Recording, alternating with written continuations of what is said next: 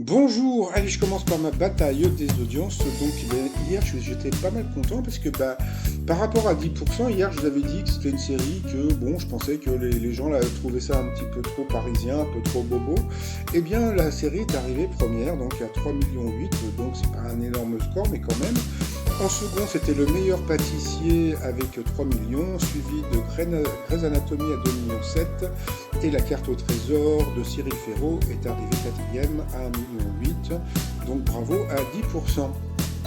Ce soir, qu'est-ce qu'il y a à la télévision?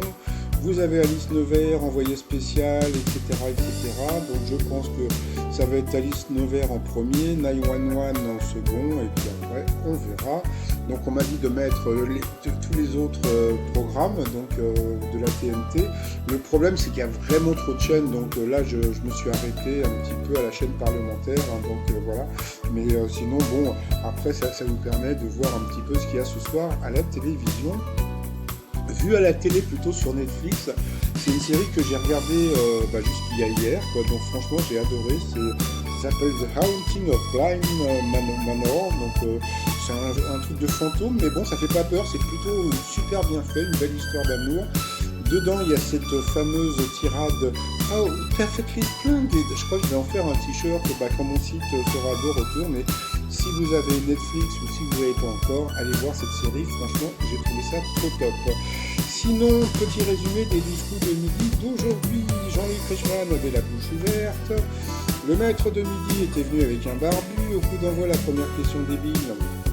Comment appelle-t-on un jeune coq? Bien sûr, c'était un coq au lait. Après, vous aviez vu, puisque elle était jolie, c'était Annabelle qui portait bien son nom, elle était vraiment très très jolie, qui était venue avec la famille. Bonjour à la famille Annabelle. Alors, sa question.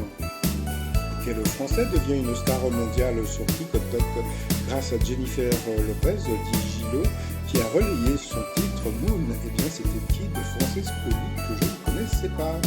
Après, vous aviez le très sympathique Karl de Bretagne qui était venu tout seul.